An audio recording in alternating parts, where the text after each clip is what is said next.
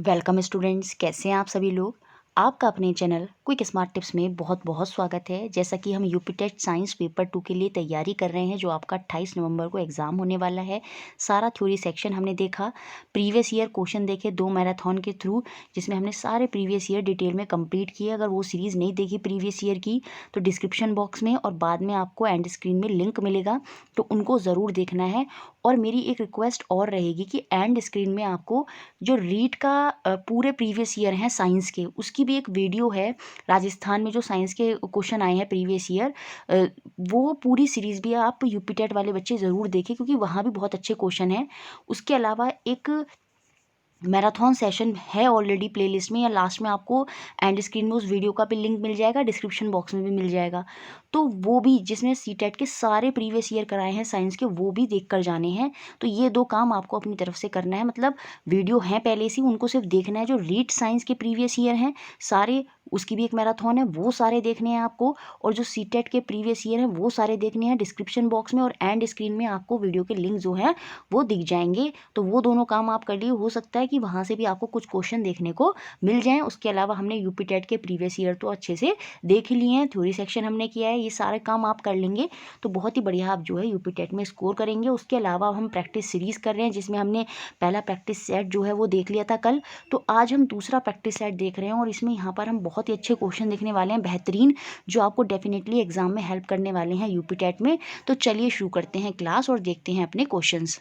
तो पहला क्वेश्चन है, a particle is moving in a circular path. ठीक है, कोई पार्टिकल है जो मूव कर रहा है सर्कुलर पाथ में, ऑफ रेडियस आर, इसकी रेडियस है R. The displacement after half a circle would be, जब ये आधा पाथ कवर कर लेगा तो उस केस में मुझे विस्थापन बताना है, डिस्प्लेसमेंट बताना है। डिस्प्लेसमेंट को हिंदी में हम विस्थापन बोलते हैं। अब देखिए, दूरी होती है और एक विस्थापन होता है। दूरी और विस्थापन में यही अंतर होता है कि जो दूरी होती है वो तो सिंपली एक जगह से दूसरे पॉइंट तक जितना भी मैं चली वो मेरी दूरी है, लेकिन विस्थापन क्या होगा, वो होती है शॉर्टेस्ट दूरी। एक एग्जांपल में सर समझा देती हूँ। सपोज मुझे यहाँ से यहाँ जाना था और फिर मैं यहाँ पर आ गई, तो मैं पूरी जो डिस्टेंस यहाँ पे से यहाँ तक पहुँचने में कवर किया वो मैंने, वो तो है दूरी। लेकिन एक तरीका और था यहाँ से यहाँ तक जाने के लिए, कि मैंने ये शॉर्टेस्ट पाथ ले लिया। तो ये जो शॉर्टेस्ट पाथ है, ये जो शॉर्टेस्ट रास्ता है, ये मेरा विस्थापन होगा। तो यही फ़र्क होता है दूरी और विस्थापन में। दूरी नॉर्मली एक जगह से दूसरी जगह जा रहे हैं, लेकिन विस्थापन में, डिस्प्लेसमेंट में आप शॉर्टेस्ट दूरी कवर करते हैं। और जब मैं एक गोले में घूम रही हूँ जिसकी त्रिज्या आर है, और उसके लिए जब मैंने उसका आधा चक्कर लगा लिया है, तो ये आधा चक्कर तो यहाँ से पूरा क्या होता है 2πr। लेकिन अगर मैं आधे चक्कर का परिमाप बात करूं तो वो कितना होगा πr। लेकिन ये दूरी नहीं पूछ रहा है, ये पूछ रहा है विस्थापन। और इस केस में शॉर्टेस्ट दूरी जो होगी वो यहाँ से लेके यहाँ तक की हो जाएगी सीधी सीधी, और ये r है और इधर भी r, तो कुल मिलाकर ये कितनी हो जाएगी आपकी 2r हो जाएगी। तो आंसर यहाँ पर होगा आपका ऑप्शन नंबर 3 या ऑप्शन नंबर सी 2r। बहुत से बच्चे क्या कर देंगे, इसको πr कर देंगे। वो सोचेंगे आधा सर्किल चले हैं, तो पूरे सर्किल का सरकमफेरेंस जो होता है, उसकी जो परिमाप होता है, सॉरी उसका जो परिमाप होता है वो 2πr होता है। इंग्लिश में हम सरकमफेरेंस बोलते हैं। तो वो पूरे सर्कल का होता है, लेकिन आधे सर्कल का कितना होता है πr होता है। लेकिन वो तब होता जब वो यहाँ पर दूरी पूछता, लेकिन उसने दूरी नहीं पूछी है, विस्थापन पूछा है। तो उस केस में शॉर्टेस्ट दूरी आपकी 2r हो जाएगी। तो ऑप्शन सी यहाँ पर सही है। Next question, question number 2, a boy goes from A to B, A से बी पर जाता है एक लड़का, विद अ वेलोसिटी, किस वेग के साथ वो जा रहा है, 20 मीटर पर मिनट के वेग से वो जा रहा है। बी पर पहुंचने के बाद वो बी से ए की तरफ वापस आता है, और किस वेग से वापस आता है, इस बार उसकी वेलोसिटी है 30 और जाते वक्त वेलोसिटी थी 20। तो ये पूछ रहा है कि एवरेज वेलोसिटी बता दीजिए आप पूरी जर्नी की, पूरी यात्रा के दौरान मुझे उसकी औसत वेग जो है वो बताना है। और इसका फॉर्मूला आपको याद रखना है। ये क्वेश्चन साइंस ही नहीं, मैथ के लिए भी बहुत इंपॉर्टेंट है। जब आपको एवरेज वेलोसिटी निकालनी है तो उसके लिए क्या होता है 2xy upon x plus Y. और ये x और y क्या हो जाएंगे, ये इनकी वेलोसिटी हो गई। तो हम क्या करेंगे 2 इंटू जाते वक्त वेलोसिटी, वेग कितना था 20, आते वक्त वेग कितना था 30, और नीचे क्या करते हैं दोनों वेगों का, दोनों वेलोसिटी का सम कर देंगे, और 30 + 20 करेंगे तो वो 50 हो जाएगा। ये 0 से 0 कट हो गया, 5 6 जा 30, 6 2 जा 12 और 12 2 जा 24।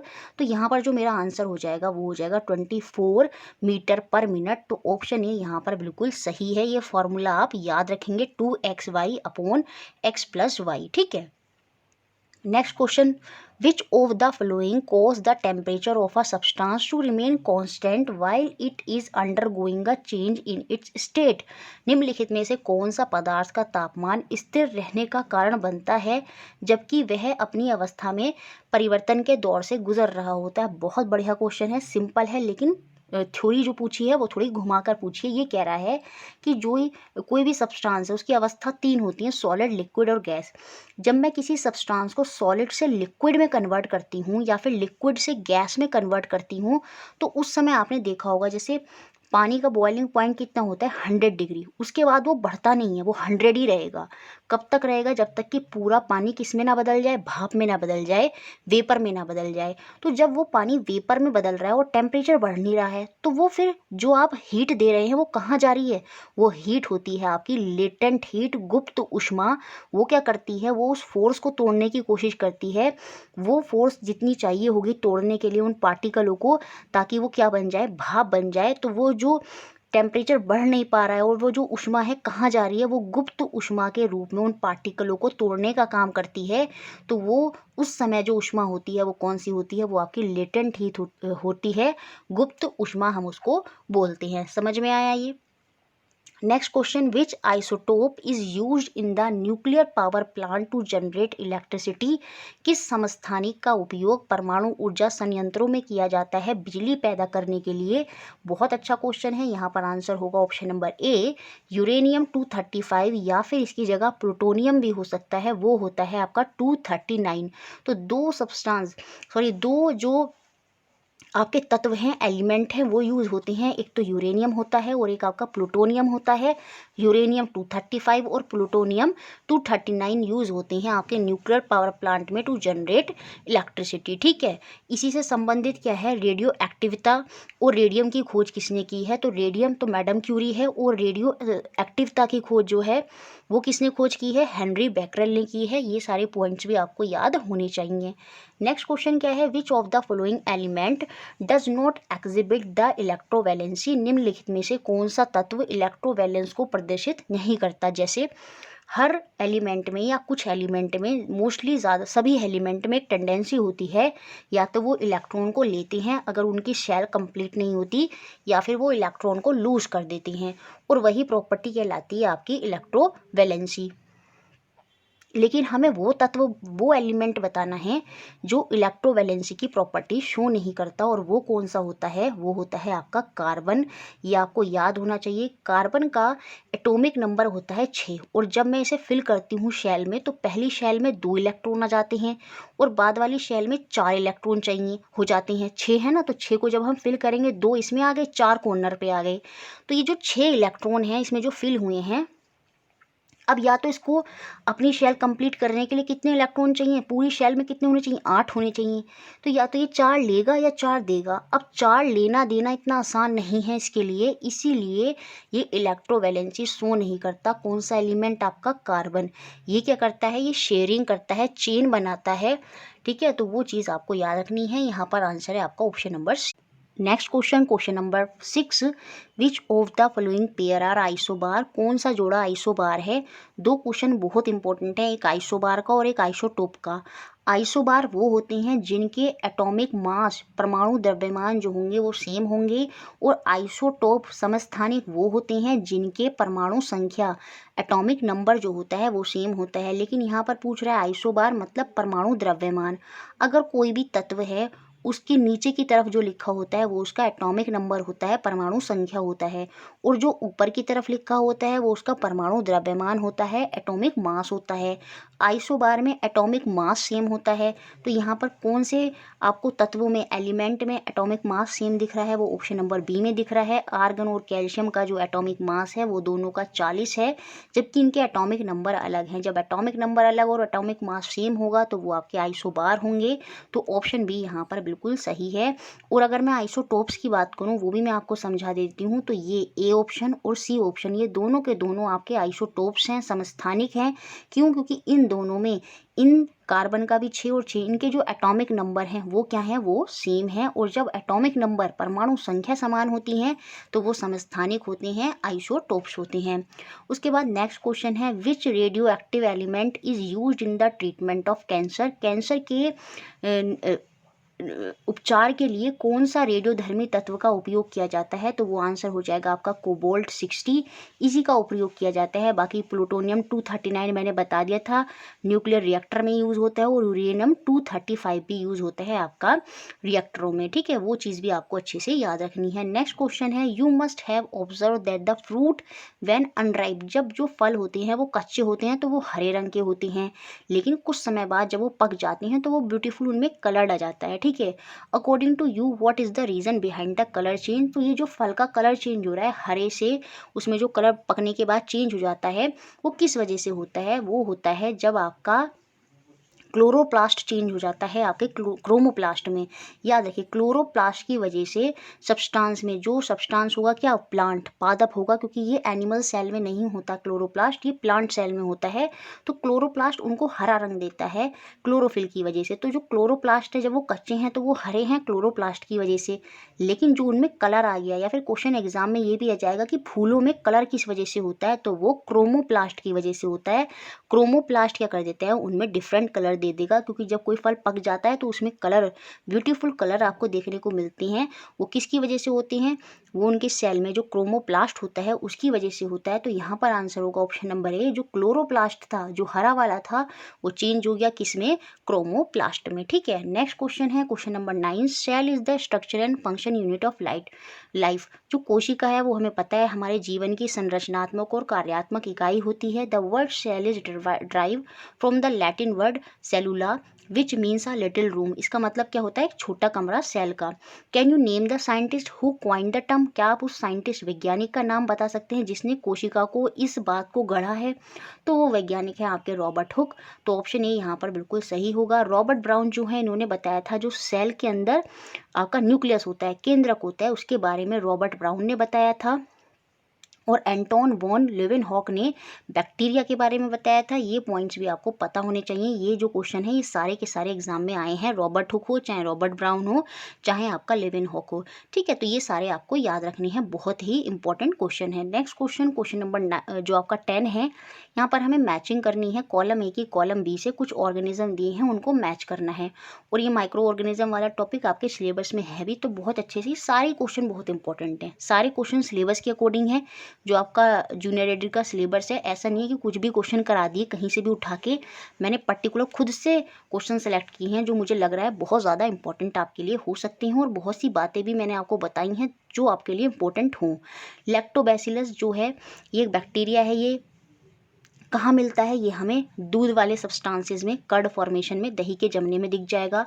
प्रोटोजोआ क्या होता है, प्रोटोजोआ जो है ये हमें किस में देखने को मिलता है, मलेरिया में। मलेरिया किसकी वजह से होता है, प्रोटोजोआ की वजह से होता है, ये आप याद रखेंगे। राइजोबियम बैक्टीरिया जो होता है वो नाइट्रोजन के स्थिरीकरण, नाइट्रोजन के फिक्सेशन में मदद करता है। जो हवा की नाइट्रोजन है उसको सॉइल तक पहुंचाता है, ताकि जो पौधे हैं वो नाइट्रोजन का यूज़ कर सकें और बहुत से पोषक तत्वों को वो सिंथेसाइज वहाँ पर कर सकें। ठीक है, तो राइजोबियम क्या हो गया, नाइट्रोजन के स्थिरीकरण में। वायरस जो है, जो एड्स बीमारी होती है वो वायरस की वजह से होती है, जैसे कोरोना वायरस की वजह से होता है, सेम ऐसे ही जो एड्स है, चाहे चिकन पॉक्स है, ये सब वायरस की वजह से होती हैं। लेकिन याद रखेंगे जो कॉलेरा होता है, जिसे हम हैज़ा बोलते हैं, वो आपका वायरस की नहीं, बैक्टीरिया की वजह से होता है। तो यहाँ पर जो है आपका सही आंसर हो जाएगा फर्स्ट का डी, तो वो हमारा पहले और दूसरे ऑप्शन में है। उसके बाद प्रोटोजोआ हो जाएगा मलेरिया, तो पहला ऑप्शन यहाँ पर जो है वो बिल्कुल सही हो जाएगा आपका। नेक्स्ट क्वेश्चन है क्वेश्चन नंबर 11, अच्छा क्वेश्चन है। The speed of car weighing 1500 kg increasing increases from 36 kilometre per hour to 72 kilometre per hour uniformly, what will be the change in momentum of the car. 1500 kilogram वजन वाली car की गति 36 से 72 बढ़ जाती है, एक समान रूप से बढ़ रही है, तो कार की गति में जो बदलाव हुआ है मोमेंटम, यहाँ पर हमें चेंज इन मोमेंटम बताना है। और आपको पता होगा जो मोमेंटम होता है, संवेग होता है, वो क्या होता है, P is equal to mv, mass into velocity. क्या होता है, मास इंटू वेलोसिटी। मास मतलब kg और वेलोसिटी मतलब वेग मीटर पर सेकंड, तो इसका मात्रक क्या होगा, मोमेंटम का, संवेग का, kg मीटर पर सेकंड। तो आंसर जो होगा वो हमारा kg मीटर पर सेकंड में होगा, और ऐसा हमारे दो ऑप्शन में है, तो इन दोनों में से ही कौन सा आंसर है आपका। ठीक है, अब हम फॉर्मूले में रख देंगे simple, P is equal to mv, mass कितना है मेरा 1500। ठीक है, और ये मुझे मीटर पर सेकंड में करना है, और चाल किस में दे रखे, किलोमीटर में। पहले तो मैं देख लेती हूँ वेग में परिवर्तन कितना हुआ है। तो 72 में से 36 माइनस करेंगे, 12 में से 6 जाएगा, 6 बचेगा, और 6 में से 3 जाएगा तो 3 बचेगा, तो 36 किलोमीटर पर आवर होगी। लेकिन इसे मुझे कन्वर्ट करना है किस में, मीटर पर सेकंड में से, तो 15/18 से मुझे इसे डिवाइड करना होगा, और 18 2 जा 36 और 5 2 जा 10। तो यहाँ पर जो चाल वेग में परिवर्तन हुआ वो कितना हो जाएगा आपका 10 मीटर पर सेकंड। तो 10 मीटर पर सेकंड, तो यहाँ पर एक जीरो और बढ़ जाएगा, तो आपका आंसर जो होने वाला है वो होगा option number B, 15,000 kilogram metre per second. ये आपका आंसर हो जाएगा। क्यों, क्योंकि हमारा जो आंसर है मोमेंटम है वो क्या होता है, P is equal to mv। Simple फॉर्मूले में रखना था, वेग में परिवर्तन कितना हुआ है वो हमने डिफरेंस इनका निकाल लिया, और फॉर्मूले में रखकर हमने अपनी वैल्यू जो है वो पता कर ली। ठीक है, यहाँ से आपको संवेग का मात्रक भी पता चल गया, और फॉर्मूला भी पता चल गया, और आपने न्यूमेरिक भी जो है वो संवेग से रिलेटेड, मोमेंटम से रिलेटेड सॉल्व कर लिया। नेक्स्ट क्वेश्चन है question number 12, the inertia of a moving object depend on, किसी गतिशील वस्तु की जो जड़त्व का होता है, जड़ता होती है, वो किस पर निर्भर करती है। ये जो जड़त्व का नियम है न्यूटन का पहले नियम में हम देखने को मिलता है, और ये जड़त्व का नियम है बेसिकली ये न्यूटन का नहीं है, ये किसने बताया था, ये पहले हमें गैलीलियो ने बताया था, और इसका यूज जो है हमें न्यूटन के पहले नियम में देखने को मिलता है। तो ये जो जड़त्व है वो किस पर निर्भर करता है, ये जड़त्व सिर्फ मास पर निर्भर करता है, क्योंकि ये कोशिश करता है वस्तु को स्थिर रहने की। जितना ज़्यादा मास होगा उस वो जड़त्व जो होगा उस वस्तु में वो उतना ही ज़्यादा होगा, वो अपने आप को उसी स्टेट में रखने की कोशिश करेगा। तो यहाँ पर जो आंसर होगा वो ऑप्शन नंबर बी होगा, ओनली वन। जड़त्व का नियम यही कहता है जो कोई वस्तु विराम अवस्था में है वो विराम में ही रहना चाहती है, मतलब वो अपोज करेगी जब आप उसको चेंज करेंगे। मतलब उसका वजन ज़्यादा है तो वजन ज़्यादा होने की वजह से वो अपने आप को अच्छे से रोक पाएगी, तो जड़त्व वहाँ पर ज़्यादा होगा, और जिसका वजन कम होगा उसको आप आसानी से उसकी अवस्था में चेंज कर देंगे। तो ये जड़त्व जो है सिर्फ मास पर डिपेंड करता है, मास ज़्यादा तो जड़त्व भी ज़्यादा, और मास कम तो जड़त्व कम। जो वस्तु स्थिर है वो स्थिर रहना चाहती है, और जो चल रही है वो चलती अवस्था में रहना चाहती है। और इसके एग्जाम्पल बहुत अच्छे अच्छे हैं। जब बस चलती है तो आप आगे की तरफ, जब बस चलेगी तो आप पीछे की तरफ चले जाते हैं, और जब बस रुकती है तो आप आगे की तरफ चले जाते हैं। ये सब जड़त्व के नियम के ही उदाहरण हैं। बहुत ज़्यादा डिटेल में मैं एक्सप्लेन नहीं कर रही वरना बहुत टाइम लग जाएगा। नेक्स्ट क्वेश्चन है नॉन मेटेलिक ऑक्साइड, अधातु के ऑक्साइड क्या होते हैं। बहुत ही सिंपल है, ये आपके क्या होते हैं, एसिडिक होते हैं नेचर में, प्रकृति में अम्लीय होते हैं, और जो अम्लीय होते हैं वो क्या कर देते हैं, नीले को लाल कर देते हैं, लिटमस पेपर को। और जो लिटमस पेपर होता है वो हमें कहाँ से प्राप्त होता है, वो हमें लाइकेन से प्राप्त होता है, और उसी लाइकेन से जो हमें लिटमस पेपर मिलता है उससे हम पता करते हैं कि किस सब्सटेंस में एसिड है, बेस है। तो जो लिटमस पेपर होता है, जो एसिड होंगे वो क्या कर देते हैं, वो नीले को, लिटमस पेपर में जो नीला है वो लाल हो जाएगा, और नॉन मेटेलिक ऑक्साइड आपके एसिडिक प्रॉपर्टी शो करते हैं। ठीक है, next question, which one of the following man made fibre is also called artificial silk. बहुत सिंपल है, हम रेयन को आर्टिफिशियल सिल्क भी बोलते हैं, तो ऑप्शन नंबर 3 यहाँ पर बिल्कुल सही है। नेक्स्ट क्वेश्चन है a key of mechanical piano is first stuck gently.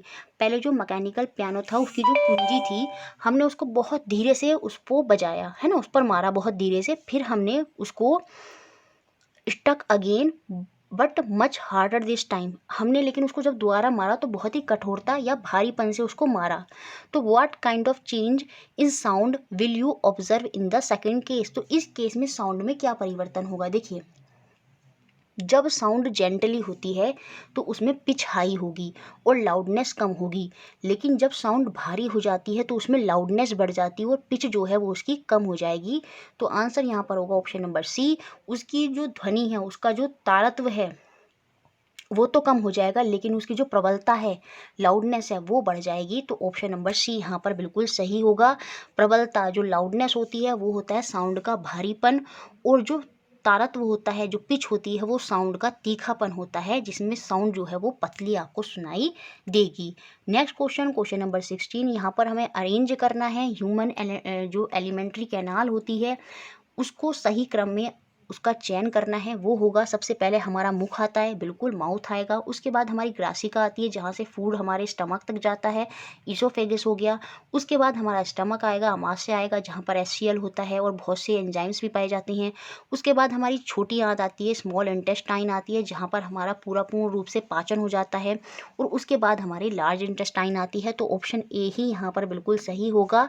एक बात और याद रखेंगे, ये जो ईसोफेगस है और लार्ज इंटेस्टाइन है, ये दोनों के दोनों डाइजेशन में पार्टिसिपेट नहीं करते, क्योंकि ईसोफेगस सिर्फ खाने को क्या करती है, स्टमक तक पहुंचा देती है, और सारा जो पाचन हो जाता है वो स्मॉल इंटेस्टाइन में ही हो जाता है।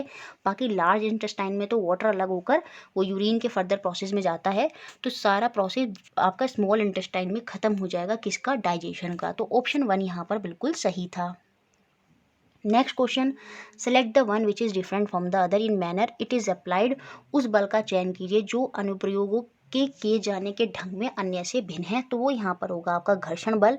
देखिए जो फ्रिक्शनल फोर्स है वो अलग होगा। बाकी ग्रेविटेशनल, मैग्नेटिक और इलेक्ट्रोस्टैटिक, गुरुत्वाकर्षण, चुंबकीय और स्थिर विद्युत, इनमें क्या होता है, विदाउट कॉन्टैक्ट दो तरह से फोर्स, बल जो होती हैं वो दो तरह से बांटे जाते हैं। एक होते हैं कॉन्टैक्ट और एक होते हैं नॉन कॉन्टैक्ट।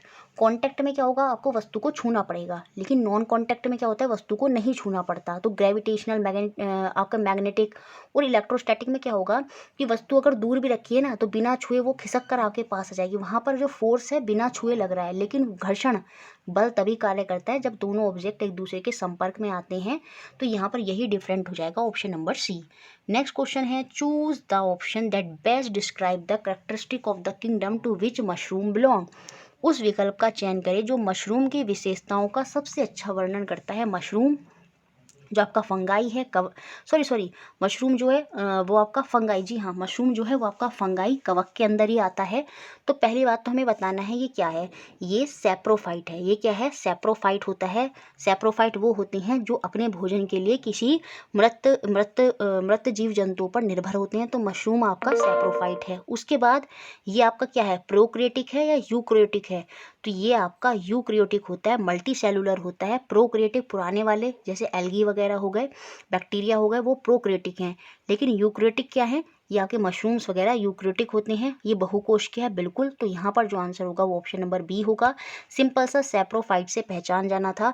मशरूम जो फंगाई के अंदर आ जाती है ये सैप्रोफाइट होती है, ये आपको याद रखना है। ये यूक्रियोटिक है। यूक्रियोटिक मतलब मल्टी सेलुलर, जिनमें वेल डिफाइंड क्या होता है, आपको केंद्रक देखने को मिलेगा। लेकिन जो प्रोक्रियोटिक होते हैं उनमें वेल डिफाइंड जो केंद्रक है, न्यूक्लियस है, वो सेल के अंदर नहीं मिलता। और ये यूक्रियोटिक जो होते हैं वो मल्टी सेलुलर ऑर्गेनिज्म होते हैं। ये बिल्कुल याद रखना है। हम भी जो है हम भी यूक्रियोटिक हैं और हम भी बहुकोश के जीव ही हैं, ठीक है। Next question, question number 19, angiosperm is a division of kingdom Plantae. The main characteristic feature of angiosperm is. Angiosperm plant kingdom का एक प्रभाग है। तो एंजियोस्पर्म की मुख्य विशेषता हमें बतानी है। देखिए प्लांट किंगडम दो कैटेगरी के बेसिस पर बांटा जाता है, एक बीज वाले और एक नॉन बीज वाले पौधे। तो जो बीज वाले पौधे होते हैं वो भी दो कैटेगरी में बंटते हैं, एक होते हैं जिम्नोस्पर्म और एक होते हैं एंजियोस्पर्म। तो जो जिम्नोस्पर्म होते हैं वो बीज वाले पौधे होंगे जिनमें जो बीज होता है वो ढका हुआ नहीं होगा, वो नग्न होगा। तो वो तो होते हैं जिम्नोस्पर्म। और एंजियोस्पर्म में क्या होता है, उनमें बीज होता है और उनका जो बीज है वो प्रॉपर कवर्ड होता है। तो वो आपके एंजियोस्पर्म होती हैं। और जो ये एंजियोस्पर्म है ना, ये भी आगे दो कैटेगरी में बंट जाते हैं, मोनोकोट्स और डाइकोट्स, एक बीज वाले और दुई बीज वाले, ठीक है।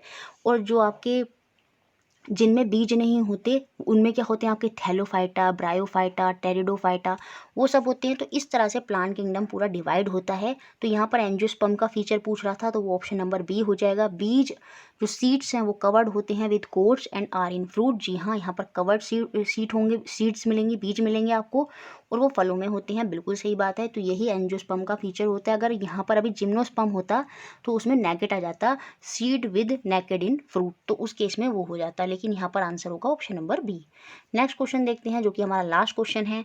Paramecium has tiny hair like. Paramecium कुछ इस तरह से होता है जैसे चप्पल का आकार होता है। क्वेश्चन एग्जाम में यही आया है कि फ्लीपर्स जो चप्पल होते हैं, चप्पल के आकार में कौन होता है, वो पैरामीशियम होता है। ठीक है, पैरामीशियम में क्या होता है, टिनी हेयर्स होते हैं, प्रोजेक्शन उसकी पूरी बॉडी के बाहर, इस तरह से उसके हेयर्स होते हैं पूरी बॉडी के बाहर, तो जो उसके लोकोमोशन में, जो उसके चलने में मदद करते हैं, और help the food to move in its oral cavity, उसके खाने को उसकी ओरल कैविटी तक पहुंचाने में भी मदद करते हैं।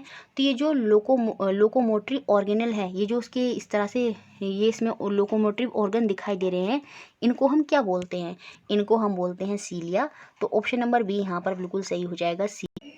इस तरह से ये 20 क्वेश्चन थे। अब नेक्स्ट 20 क्वेश्चन और देखते हैं। तो कुल मिलाकर इस प्रैक्टिस सेट में हम 40 क्वेश्चन देखने वाले हैं। चलिए अब आगे के 20 क्वेश्चन और देखते हैं। 470 केल्विन टेम्परेचर को हमें सेल्सियस स्केल में कन्वर्ट करना है, और बताइए कितना टेम्परेचर होगा सेल्सियस स्केल में। तो आपको सिंपली पता होना चाहिए, जब हम टेम्परेचर की बात सेल्सियस में करते हैं तो वो 0 डिग्री सेल्सियस होता है। जब हम उसकी बात केल्विन में करते हैं तो वो 273 केल्विन होता है। तो सेल्सियस से केल्विन कैसे बदला, सिंपली उसमें 0 में 273 ऐड कर दिया तो वो केल्विन बन गया। तो ये तो बात होगी सेल्सियस से केल्विन की, लेकिन क्वेश्चन में क्या पूछ रहा है कि मुझे केल्विन से सेल्सियस टेम्परेचर बताना है, और उसको बताने के लिए मुझे सिंपली जो भी टेम्परेचर केल्विन में दिया होगा उसमें से 273 को हटाना होगा, घटाना होगा। क्यों? क्योंकि वो उसमें ऐड होने के बाद वो केल्विन में बना है, और उसको फिर से सेल्सियस में लाने के लिए उसमें से मुझे 273 को माइनस करना होगा। तो 470 में से मैं 273 माइनस कर दूंगी, तो ये हो जाएगा आपका 16 में से 7 9 और 3 में से 2 1, तो ये हो जाएगा आपका ऑप्शन नंबर 1 197 डिग्री सेल्सियस। तो इस तरह से आप केल्विन टेम्परेचर को सेल्सियस में कन्वर्ट करते हैं, सिंपली उसमें से 273 माइनस करने के बाद। नेक्स्ट क्वेश्चन देखते हैं, क्वेश्चन नंबर 2। ड्यूरिंग समर, गर्मियों के दौरान water kept in the earthen pot become cool because of the phenomena of dash की घटना के कारण मिट्टी के जो बर्तन होते हैं उनमें जो रखा पानी है वो ठंडा रहता है। जो हमारे घड़े होते हैं, पॉट्स होते हैं, उनमें क्यों, वो कौन सा प्रोसेस है जिसकी वजह से ये पानी ठंडा रहता है, तो वो प्रोसेस होता है आपका वाष्पीकरण, इवेपोरेशन। इवेपोरेशन की वजह से क्या होता है, घड़े का जो गर्म पानी है वो क्या होता है, बाहर की हवा के कांटेक्ट में आता है, और जो हीट है उसका एक्सचेंज हो जाता है, और जो गर्म हवा है वो कन्वर्ट होकर ठंडी हो जाती है, और यहाँ पर जो छिद्र होते हैं उनमें पानी रिसता रहता है, और जिसकी वजह से क्या होता रहता है, इवेपोरेशन होता है, हीट का एक्सचेंज हो जाता है, गर्म हवा निकल जाती है, और उसमें ठंडी ठंडी जो कण हैं वो ठंडे हो जाते हैं, जिसकी वजह से क्या हो जाता है, पानी जो है वो आपका ठंडा हो जाता है। और ये कौन सा प्रोसेस होता है, ये इवेपोरेशन होता है, वाष्पीकरण प्रोसेस होता है। अगर मैं ट्रांसपिरेशन की बात करूँ, वाष्पोत्सर्जन की बात करूँ, तो ये प्रोसेस होता है आपके प्लांट में, पादपों में। प्लांट जो होते हैं पानी को लेते हैं रूट्स के थ्रू, जड़ों के थ्रू, लेकिन उस पानी को सारा कंज्यूम नहीं करते, वो थोड़ा सा पानी लेते हैं खाना बनाने में, और उसके बाद वो सारा पानी अपनी बॉडी से, अपनी पत्तियों से बाहर निकाल देते हैं। किस प्रोसेस के माध्यम से, ट्रांसपिरेशन, वाष्पोत्सर्जन के माध्यम से। तो ये भी आपको याद रखना है। Next question, question number 3। यहाँ पर कुछ सब्सटेंस दिए हैं, अरेंज करने हैं हमें उनको। Increasing order of their force of attraction, उनके कणों की जो आकर्षण शक्ति है उसके अकॉर्डिंग हमें उनके इंक्रीजिंग ऑर्डर में उनको अरेंज करना है, और बताना है यहाँ पर कि कौन सा करेक्ट अरेंजमेंट है, कौन सा एक सही व्यवस्था को प्रतिनिधित्व करता है, ये हमें बताना है। इंक्रीजिंग ऑर्डर में लगाना है। आपको पता होगा सॉलिड में जो कण होते हैं वो बहुत पास पास होते हैं, जिसकी वजह से उनके अंदर जो आकर्षण की शक्ति होती है वो बहुत ज़्यादा होती है, बहुत ही हाई फोर्स ऑफ अट्रैक्शन होता है, जिसकी वजह से सॉलिड जो है वो एक जगह बिल्कुल इकट्ठा रहता है। लिक्विड में ये थोड़ा कम होता है, और गैस में तो सबसे कम होता है। तो हमें कम से ज़्यादा में अरेंज करना है। इसका मतलब सबसे पहले गैस आएगा, फिर लिक्विड आएगा, और फिर सॉलिड आएगा। तो हमें ऐसा ही ऑप्शन देखना है। देखिए वाटर पहले आ गया तो लिक्विड तो पहले नहीं आएगा, पहले आएगा गैस। यहाँ पर सॉल्ट दे रखा है, ये ऑप्शन बाहर। ऑक्सीजन होगा या एयर होगा, क्योंकि दोनों गैस हैं। अब उसके बाद देखिए गैस के बाद आना था क्या, लिक्विड, लेकिन यहाँ पर शुगर दे रखा है तो ये ऑप्शन भी बाहर। तो आंसर कौन सा होगा, वो होगा आपका ऑप्शन नंबर सी। यही सही ऑर्डर है इनके इंक्रीजिंग क्रम में। ऑक्सीजन में सबसे कम, उसके बाद वाटर में थोड़ी ज़्यादा, और शुगर में जो कि सॉलिड है उसमें सबसे ज़्यादा उनके कणों में जो आकर्षण होगा वो सबसे ज़्यादा होगा। तो ऑप्शन नंबर सी यहाँ पर बिल्कुल सही है। फिर से क्वेश्चन नंबर 4 है, सिंपल है। सेल्सियस से केल्विन में कन्वर्ट करना है इस बार सिंपली, और अगर जब मुझे सेल्सियस से केल्विन में करना है तो सिंपली उनमें 273 को क्या करना होगा, ऐड करना होगा। इस बार मुझे क्या करना होगा, ऐड करना होगा। लेकिन जब मैं केल्विन से सेल्सियस में जाऊंगी तो मुझे उसमें से घटाना होता है 273, लेकिन जब मैं सेल्सियस से केल्विन में जाती हूँ तो मुझे 273 ऐड करना होगा। तो 25 में जब मैं 273 ऐड करूँगी तो कितना हो जाएगा आपका, ये हो जाएगा 298। और ऐसा हमारा 2 ऑप्शन में है, 3 ऑप्शन में है। तो दूसरा वाला चेक कर लेते हैं। 273 में हम ऐड करेंगे 38, 8 3 11 7, ये हो जाएगा 311। तो ये हमारा सिर्फ एक ही मात्र ऑप्शन में है, वो है ऑप्शन नंबर ए। तो यहाँ पर जो आंसर होगा वो हो जाएगा आपका option number A. Next question बहुत ही अच्छा क्वेश्चन है। Choose the correct statement of the following. यहाँ पर हमें सही कथन को चूज करना है। Conversion of solid into vapour without passing through liquid state is called vaporisation. तरल अवस्था से गुजरे बिना जब ठोस किस में बदल जाते हैं, conversion of solid into vapour, ठोस जो है यहाँ पर ठोस से ठोस लिख दिया, ठोसों का गैसों में बदल जाना, वो क्या कहलाता है, वो आपका सब्लिमेशन होता है, ऊर्ध्वपातन होता है, ना कि वेपोराइजेशन। वेपोराइजेशन वाष्पीकरण क्या होता है, जब लिक्विड आपका 100 डिग्री टेम्परेचर पर पहुंचता है तो वो भाप बनने लगता है, वो वाष्पीकरण होता है, लिक्विड का गैस में बनना।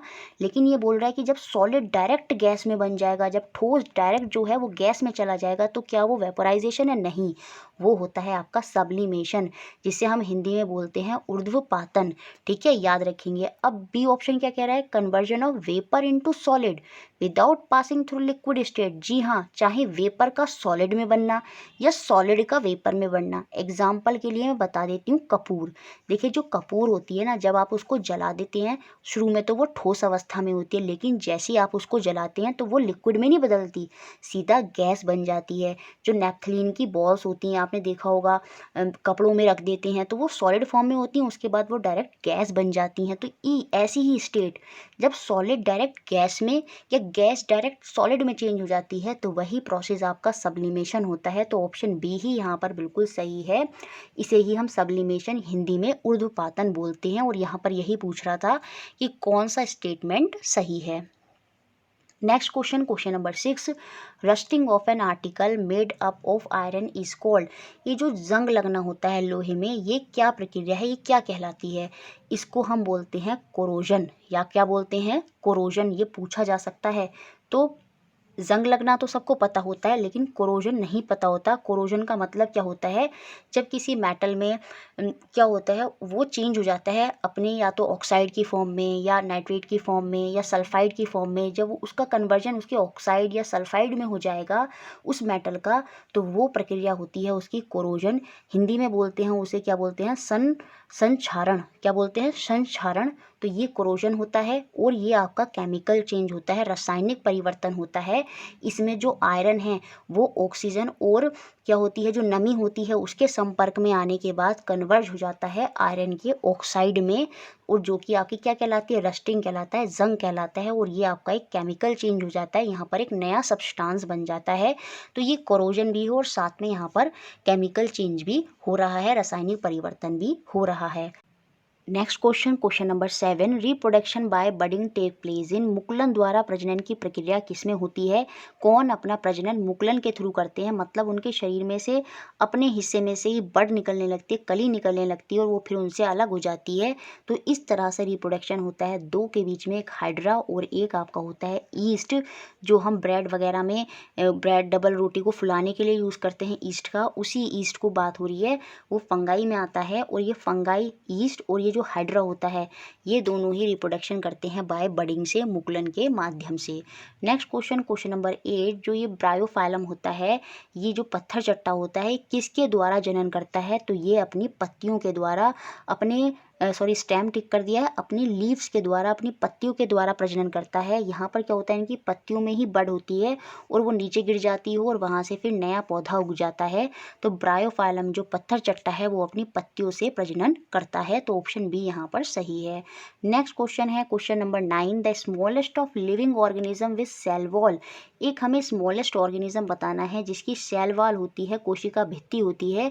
ये कोशिका भित्ति प्लांट्स में पाई जाती है और साथ में बैक्टीरिया में पाई जाती है। और उसके अलावा याद रखेंगे ये हमारे अंदर, हम एनिमल सेल की कैटेगरी में आते हैं और हमारे अंदर सेल वॉल नहीं होती, हमारे अंदर सिर्फ सेल मेम्ब्रेन होती है, कोशिका झिल्ली होती है, कोशिका भित्ति नहीं होती। कोशिका भित्ति प्लांट्स में पाई जाती है और साथ में स्मॉलेस्ट लिविंग ऑर्गेनिज्म जो बैक्टीरिया है उसमें भी सेल वॉल होती है, कोशिका भित्ति होती है। तो ऑप्शन नंबर 3 सी यहाँ पर सही है। एल्गी जो शैवाल होते हैं ये अपना भोजन प्रकाश संश्लेषण में खुद बनाते हैं। जो पानी में आपने देखे होंगे जो हरे हरे रंग के ऊपर ऐसे पड़े रहते हैं वो शैवाल होते हैं। साइनोबैक्टीरिया जो होता है ये आपका नाइट्रोजन के स्थिरीकरण में बहुत ज़्यादा मदद करता है, नाइट्रोजन फिक्सेशन में। तो ये बात भी आपको याद रखनी है। नेक्स्ट क्वेश्चन बहुत इंपॉर्टेंट है, स्पेशली खारिफ और राबी क्रॉप जिसमें कन्फ्यूज़न रहता है बच्चों को, ये याद रख लीजिएगा। खारिफ क्रॉप जो होती हैं, खरीफ की फसलें जो होती हैं वो आपकी जून जुलाई के समय क्या होती हैं, उगाई जाती हैं और उसके बाद अक्टूबर नवंबर में उनकी कटाई हो जाती है। तो गर्मियों की फसलें होती हैं। रबी की फसलें जो होती हैं वो जाड़ों में उगाई जाती हैं और मार्च अप्रैल के टाइम में उनकी हार्वेस्टिंग कटाई हो जाती है। तो खरीफ की फसलें कौन सी हैं और राबी की फसलें कौन सी हैं ये आपको पता होनी चाहिए। तो जो गर्मियों की फसल होती हैं उसमें आ जाता है आपका पैडी और मेज़, धान और मक्का, क्योंकि इनको ज़्यादा पानी चाहिए होता है। तो ये गर्मी की फसलें हैं जो जून जुलाई में जब ज़्यादा बारिश होती है तो उस समय ये उगाई जाती हैं। इसके अलावा मूंगफली याद रखेंगे, मूंगफली भी खारिफ क्रॉप ही होती है। उसके अलावा और जो आपको याद रखना है वो है कॉटन, जो कपास होती है वो भी गर्मी की ही फसल है। ये इंपॉर्टेंट है, याद रखना है आपको। जाड़ों की फसल, रावी की फसल जो होती हैं वो बीट, ग्राम, पी, उसके बाद अलसी भी होती है। ये सारी रावी फसलें होती हैं। गेहूँ, चना, मटर, ये आपको स्पेशली यहाँ पर याद रखना है। ये क्वेश्चन मैंने इसलिए ही डाला है ताकि आपको खारिफ और रवी की क्रॉप जो है वो अच्छे से पता चल जाए। केमिकल फर्टिलाइज़र कौन से होते हैं, जो आप खुद बनाते हैं, मतलब जो ह्यूमन जो है सिंथेसाइज करके केमिकल के थ्रू बनाते हैं, वो केमिकल फर्टिलाइज़र हैं। जैसे यूरिया और सुपर फॉस्फेट, ये आपके केमिकल फर्टिलाइज़र हैं। और ऑर्गेनिक मैन्यूर जो हमें नेचुरली गाय, जो भैंस वगैरह होती हैं उनका जो डंग होता है, वो एनिमल एक्सक्रीट जो होता है वो एक तरह से प्लांट का जो बेस्ट है वो सब क्या है, वो ऑर्गेनिक मैन्यूर है, कार्बनिक खाद होता है। ठीक है, तो यहाँ पर ये समझा दिया मैंने, तो आंसर यहाँ पर लिख दिया। इस तरह से मैचिंग करके पूछ लेगा वो, तो मैंने सारे आपको एक्सप्लेन कर दिए हैं। नेक्स्ट क्वेश्चन जो काफ़ी इंपॉर्टेंट है, यहाँ पर बताना है कि कौन सा स्टेटमेंट गलत है, कौन सा कथन गलत है। यहाँ पर मैं आपको समझाना चाहती हूँ कि जो ह्यूमंस होते हैं ना वो दो तरह से रिप्रोडक्शन करते हैं, दो कैटेगरी में वो बढ़ जाते हैं। एक होते हैं ओविपोरस और एक होते हैं वीवीपोरस। वीवीपोरस वो होते हैं जो अपने बच्चों को जन्म देते हैं, जैसे ह्यूमन में जो फीमेल होती हैं वो अपने बच्चों को जन्म देती हैं। इंटरनल फर्टिलाइजेशन होता है, आंतरिक निषेचन होता है और वो अपने बच्चों को जन्म देती हैं। तो वो एनिमल्स कौन सी कैटेगरी में आते हैं, वो होते हैं वीवीपोरस। इंग्लिश में ज़्यादा याद रखना है, हिंदी में तो पहचान जाएंगे लेकिन वो इंग्लिश में देगा आपको वीवीपोरस। अंड प्रजनन ओविपोरस वो होते हैं जो क्या देते हैं, अंडे देते हैं, जैसे मुर्गी होती है, तो वो ओविपोरस है। तो यहाँ पर गलत स्टेटमेंट पूछा था, तो पहला ही स्टेटमेंट गलत है। Oviparous animal give birth to their young ones, नहीं, वो अपने शिशु को जन्म नहीं देते, वो तो अंडे देते हैं और बाद में वो हैच हो जाते हैं। तो अंड प्रजनन हिंदी में ना देके वो इंग्लिश में ही देगा। ओविपोरस कौन से हैं, तो ओविपोरस वो हैं जो अंडे देते हैं और विविपोरस वो हैं जो अपने बच्चों को जन्म देते हैं। और यहाँ पर भी दो तरह से निषेचन होता है, एक इंटरनल जो ह्यूमंस में होता है और जो फ्रॉग होता है उसमें एक्सटर्नल फर्टिलाइजेशन होता है। मेंढक में जो है वो बाह्य निषेचन होता है। जो मादा मेंढक होती है वो अपने अंडे देती है और उसके बाद क्या होता है, जो फ्रॉग होता है, जो मेल फ्रॉग होता है वो अपने स्पर्म निकालता है और वो अंडे पर जाकर बैठ जाते हैं और वहाँ पर फिर वो एक्सटर्नल फर्टिलाइजेशन होता है। ठीक है, egg laid after fertilization is made up of single cell. जी हाँ, निषेचन के बाद का अंडा भी याद रखेंगे एक कोशिका का ही होता है। ये मेल का गैमेट हो गया जो कि आपका क्या होगा, स्पर्म होगा, और ये फीमेल का गैमेट हो गया जो कि आपका ओवम होगा। इन दोनों के फ्यूजन से क्या बनता है, इन दोनों के फर्टिलाइजेशन से बनता है आपका जाइगोट, और ये जो जाइगोट बनता है, युग्मनज बनता है, ये भी आपका सिंगल सेल ही होता है। और उसके बाद जो एम्ब्रियो बन जाता है, भ्रूण बनता है, वो आपका मल्टी सेलुलर होता है। ये सारे पॉइंट्स बहुत इंपॉर्टेंट है, बहुत सारी चीज़ें आपको यहाँ से क्लियर हो गई होंगी। When a body fall freely towards the earth, then its total energy, जब कोई शरीर स्वतंत्र रूप से पृथ्वी की ओर गिरता है तो उसकी कुल ऊर्जा क्या होती है, याद रखेंगे वो हमेशा संरक्षित रहती है, स्थिर रहती है, कांस्टेंट रहती है। क्योंकि होता क्या है, एक केस में समझिए यांत्रिक ऊर्जा होती है जिसे हम बोलते हैं मैकेनिकल एनर्जी, वो दो एनर्जियों का योग होती है, काइनेटिक एनर्जी और पोटेंशियल एनर्जी, गतिज ऊर्जा और स्थिज ऊर्जा। गतिज ऊर्जा हाफ mv² और स्थिज ऊर्जा mgh, है ना। तो ये गतिज ऊर्जा और स्थिज ऊर्जा का योग है यांत्रिक ऊर्जा, मैकेनिकल एनर्जी। ये हमेशा कंजर्व होती है। अगर गतिज ऊर्जा बढ़ेगी तो पोटेंशियल एनर्जी घटेगी, और अगर पोटेंशियल एनर्जी बढ़ेगी तो काइनेटिक एनर्जी घटेगी। तो कुल मिलाकर ये जो है वो आपका कांस्टेंट रहेगी, स्थिर रहेगी। तो ऑप्शन नंबर डी यहाँ पर बिल्कुल सही है। नेक्स्ट क्वेश्चन नंबर 30, 1U या फिर 1 AMU। AMU की फुल फॉर्म क्या होती है, एटॉमिक मास यूनिट। इसका मतलब क्या होता है ये हमें यहाँ पर बताना है, और इसका मतलब होता है option number A, 1/12 mass of carbon 12 atom. ये मैंने रीट में बहुत अच्छे से पढ़ाया भी है आपको। तो ये 1U या फिर 1MU का मतलब क्या होता है, 1/12 मास ऑफ कार्बन 12 एटम। यहाँ पर हम जितने भी हमारे जो वो होते हैं, क्या कहते हैं, पीरियोडिक टेबल में जितने भी हमारे मेटल, नॉन मेटल हैं, जितने भी सब्सटेंस हैं, एलिमेंट हैं, सॉरी सही वर्ड क्या होता है, तत्व, जितने भी हमारे एलिमेंट हैं, उन सभी एलिमेंट का एक एटॉमिक मास होता है, परमाणु द्रव्यमान होता है। तो वो मास किस बेसिस पर डिसाइड हुआ है, वो मास सभी का डिसाइड हुआ है किस बेसिस पर, 1/12 मास लिया गया है कार्बन के एटम का। क्योंकि कार्बन का मास कितना होता है, 12 होता है। नॉर्मली जो हम यूज़ करते हैं उसमें जो मास है वो 12 है। तो उस 12 में जो उसका 1/12वां हिस्सा है, उसका जितना मास होगा उसी के अकॉर्डिंग जितने भी तत्व हैं उनका मास जो है वो आपका रखा जाता है। और यही आपके एक एटॉमिक मास यूनिट के बराबर होता है, जिसे हम या तो यू से भी रिप्रेजेंट करते हैं, याद रखेंगे, या फिर हम उसे AMU भी बोलते हैं। Next question number 14, the molecular formula of potassium nitrate. हमें पोटाशियम नाइट्रेट का आणविक सूत्र बताना है, क्या होता है, बहुत ही सिंपल है, KNO3। यही आपका पोटाशियम नाइट्रेट का फॉर्मूला होता है, और ये आपका एक उदासीन सॉल्ट होता है, ये भी याद रखना है। तो KNO3, इस तरह से फॉर्मूले आपसे पूछे जा सकते हैं। तो पोटाशियम नाइट्रेट का यहाँ पर फॉर्मूला हो गया ये। नेक्स्ट क्वेश्चन है question number 15, the momentum of a bullet of mass 20 gram fired from a gun is 10 kg metre per second. The kinetic energy of the bullet in kilojoule will be. हमें यहाँ पर kinetic energy, गतिज ऊर्जा बतानी है, और गतिज ऊर्जा का फॉर्मूला पता होगा तो ये आप सॉल्व कर लेंगे, या तो हाफ mv²। यहाँ पर इसने मोमेंटम, संवेग बोल दिया है, तो हम सिंपल p²/2m वाला फॉर्मूला भी रख सकते हैं। ये भी एक काइनेटिक एनर्जी का फॉर्मूला है। तो यहाँ पर हमें मोमेंटम, संवेग पता है कितना है 10, और 10 का स्क्वायर करेंगे, क्योंकि फॉर्मूला क्या है, p²/2m। ये आप याद कर लीजिएगा, ये फॉर्मूला होता है गतिज ऊर्जा में। और ये गतिज ऊर्जा और संवेग का संबंध भी दिखाता है, p²/2m, ठीक है। तो मोमेंटम हमें दे रखा है, संवेग हमें दे रखा है 10, तो 10 का स्क्वायर कर देंगे, और हमें मास पता है वो कितना है, 20 ग्राम। तो 2 इंटू मास रखते हैं नीचे, वो हो जाएगा 20। 10 का स्क्वायर करेंगे तो वो हो जाएगा 100। तो 100/2 इंटू 20, 0 से 0 कट गया, और 4 की मल्टीप्लाई जब 10 से आप करेंगे तो वो कितना हो जाएगा, वो हो जाएगा आपका 2.5। कितना हो जाएगा, 2.5। तो यहाँ पर जो आंसर हो जाएगा वो होगा आपका ऑप्शन नंबर बी, 2.5। जो संवेग है, मोमेंटम है, इसका फॉर्मूला भी पता होना चाहिए, P=mv मास इंटू वेलोसिटी, ठीक है। Next question number 16, the form of energy possessed by the flying bird. जब एक बर्ड हवा में उड़ रही है तो उसमें कौन सी ऊर्जा है, तो आपको याद रखना दोनों ही ऊर्जा होती हैं, both kinetic and potential energy. गतिज और स्थिर ऊर्जा दोनों ही होंगी हमेशा। कोई भी सब्सटेंस है, याद रखेंगे, उसमें हमेशा दोनों ही ऊर्जा होती हैं, स्थिर ऊर्जा भी होती है और गतिज ऊर्जा भी होती है। गतिज ऊर्जा जब वस्तु चलने लगती है तो उसमें गतिज ऊर्जा बढ़ती चली जाती है, और स्थिर ऊर्जा जो है उसकी कम होती चली जाती है। स्थिर ऊर्जा मतलब होता है कोई वस्तु रखी है तो उसके अंदर अपने आप एक ऊर्जा आ जाती है जो कि होती है स्थिर ऊर्जा। लेकिन जैसे जैसे वस्तु चलना शुरू करती है वो स्थिर ऊर्जा कम होगी और गतिज ऊर्जा जो है वो आपकी बढ़ती चली जाएगी। Next question, question number 17, the bat can fly in the darkness of night without collide with the other object by emitting special sound by flying while flying, which characteristics of sound is used by the bat to navigate।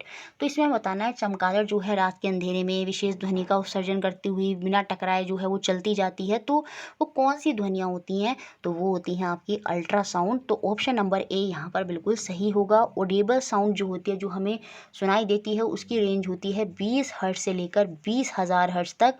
Infrasonic sound जो होती है उनकी range 20 hertz से कम होती है और जो ultrasound होती है इनकी जो फ्रिक्वेंसी की रेंज होती है वो 20,000 हर्ट्ज से ज़्यादा होती है। मेडिकल वगैरह में अल्ट्रासाउंड ही यूज़ होती हैं। बैक्टीरिया, ये जो जितने भी जीवाणु हैं, वायरस हैं, उनको मारने के लिए भी अल्ट्रासाउंड जो है किरणों का यूज़ किया जाता है। Next question, question number 18, choose the correct unit of relative density among the following. निम्नलिखित के बीच सापेक्ष घनत्व का हमें सही इकाई चुननी है। तो सापेक्ष घनत्व का कोई यूनिट नहीं होता। ये बहुत इंपॉर्टेंट क्वेश्चन है। क्वेश्चन बन जाएगा कि सापेक्ष घनत्व जो रिलेटिव डेंसिटी होती है इसका क्या मात्रक होता है, इसका कोई मात्रक नहीं होता, यूनिट लेस होता है ये। तो ऑप्शन नंबर बी ही यहाँ पर बिल्कुल सही है और ये बहुत इंपॉर्टेंट क्वेश्चन है। The protein and lipid essential for building of cell membrane. कोशिका झिल्ली के निर्माण के लिए जो आवश्यक प्रोटीन और लिपिड चाहिए होता है, तो एक क्वेश्चन तो यही बन जाएगा जो हमारे ह्यूमन हो चाहे प्लांट को छोड़ दिया जाए, अभी ह्यूमन की बात करी जाए तो जो उनकी सेल मेम्ब्रेन कोशिका झिल्ली होती है वो किसकी बनी होती है, वो प्रोटीन और लिपिड की बनी होती है। तो ये जो प्रोटीन और लिपिड चाहिए कोशिका झिल्ली जब बन रही है तो ये कहाँ बनते हैं, ये पूछा है क्वेश्चन में, इनके द्वारा ये कहाँ निर्मित होते हैं। तो ये आपके एंडोप्लाज्मिक रेटिकुलम में, आंतः प्रद्यावी जालिका बोलते हैं इसको शायद हिंदी में, तो एंडोप्लाज्मिक रेटिकुलेट में इनका निर्माण होता है और यहीं पर ये कुछ इस तरह से स्ट्रक्चर होती हैं आपकी कोशिका के अंदर। और इन्हीं में क्या होते हैं आपके छोटे छोटे राइबोसोम जो होते हैं वो इन्हीं पर चिपके रहते हैं। दो प्रकार से डिवाइड हो जाती हैं, वो आगे का पार्ट है, लेकिन राइबोसोम यहीं पर चिपके होते हैं जहाँ पर क्या होता है प्रोटीन का सिंथेसाइज होता है। तो ये भी एक इम्पॉर्टेंट है, पूछा जाएगा कि राइबोसोम कहाँ होते हैं, तो वो एंडोप्लाज्मिक रेटिकुलम में ही चिपके हुए होते हैं। उसके बाद तो यहाँ पर तो आंसर ऑप्शन नंबर ए हो गया। बाकी याद रखेंगे गोल्गी अपैरेटस जो होता है ये क्या करता है, जो प्रोटीन वगैरह बना है एंडोप्लाज्मिक रेटिकुलेट में उसका ट्रांसफ़र कराएगा, तो ये ट्रांसफ़र का काम करेगा गोल्गी अपैरेटस। माइटोकॉन्ड्रिया तो आपका ऊर्जा जितनी भी होती है वो माइटोकॉन्ड्रिया में एटीपी के माध्यम से यही निर्मित होती है। तो power house of the cell किसको बोलते हैं, वो माइटोकॉन्ड्रिया को बोलते हैं। ये सारी बात, उसके अलावा याद रखेंगे लाइसोसोम जिसको हम क्या बोलते हैं यहाँ पर सुसाइडियल बैग भी बोलते हैं लाइसोसोम को, क्योंकि लाइसोसोम क्या करता है जितने भी खराब वेस्ट प्रोडक्ट हैं वो अपने में इकट्ठा कर लेता है और एक वक्त ताकि क्या हो जाता है वो फट जाता है, तो वो लाइसोसोम को हम सुसाइडल बैग भी बोलते हैं। ये सब कोशिका जो हमारा सेल होता है उसके अंदर के डिफरेंट कंपोनेंट्स हैं, डिफरेंट पार्ट्स होते हैं छोटे छोटे जो कोशिका के अंदर होते हैं। ठीक है, नेक्स्ट और लास्ट क्वेश्चन जो कि बहुत इजी क्वेश्चन है, इनर प्लैनेट और outer planet, constellation, satellite of earth, इनको मैचिंग करनी है। तो देखिए शुरू के 4 प्लैनेट, हमारी पृथ्वी पर 8 प्लैनेट, सॉरी पृथ्वी कह रहे हैं, हमारे ब्रह्मांड में 8 प्लैनेट की बात हम करते हैं, जो सूर्य का चक्कर लगा रहे हैं वो 8 प्लैनेट हैं। उन 8 प्लैनेट में जो शुरू के 4 प्लैनेट हैं वो आंतरिक प्लैनेट होते हैं और जो बाद के 4 प्लैनेट हैं वो आउटर प्लैनेट होते हैं। तो इनर में कौन कौन से आ जाते हैं, मरकरी, वीनस, मार्स और अर्थ। फिर जुपिटर, सैटर्न, यूरेनस और वीनस ये सब चले जाते हैं, यूरेनस और नेपट्यून सॉरी, ये सब चले जाते हैं आउटर में और ये होते हैं इनर में। तो इनके बीच में मार्स और यहाँ पर क्या है, ये अर्थ है और मार्स बाद में है, सॉरी मरकरी, वीनस, अर्थ और मार्स। ये मार्स और जुपिटर के बीच में एक बेल्ट होती है जिसे हम एस्टेरॉइड बेल्ट होते हैं और ये ही डिवाइड करती है किसको, इनर प्लैनेट को और आउटर प्लैनेट को। तो शुरू के 4 इनर प्लैनेट होते हैं और बाद के 4 जो होते हैं वो बाह्य प्लैनेट होते हैं, आउटर प्लैनेट होते हैं। तो याद रखेंगे इनर प्लैनेट कौन कौन से हैं, मरकरी, वीनस, बुध, शुक्र, उसके बाद जाएगी अर्थ पृथ्वी, और उसके बाद आ जाएगा आपका मार्स जो कि मंगल होता है।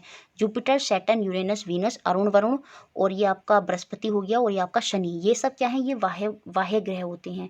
तो इनर प्लैनेट यहाँ पर हम किसको टिक करेंगे, इनर प्लैनेट हो जाएगा आपका अर्थ, आउटर प्लैनेट क्या हो जाएगा आपका सैटर्न, कॉन्स्टिलेशन क्या होता है ग्रुप ऑफ स्टार, तारों का समूह कॉन्स्टिलेशन होता है, वो क्या हो जाएगा ग्रेट बियर। ग्रेट बियर जो है आपका सप्तऋषि जो है वो तारों का समूह है, कॉन्स्टिलेशन है। सैटेलाइट ऑफ अर्थ क्या है, वो मून है। तो ये यहाँ पर मैचिंग। तो इस तरह से हमने ये 40 इंपॉर्टेंट क्वेश्चन देखे। वीडियो अच्छा लगा है, अगर आपको सच में अच्छा लगा है तो प्लीज़ उसको लाइक ज़रूर करना है, शेयर सबसे ज़्यादा करना है, और इसी तरह चैनल से जुड़े रहें। बाकी आप अपना अच्छे से पढ़ते रहें।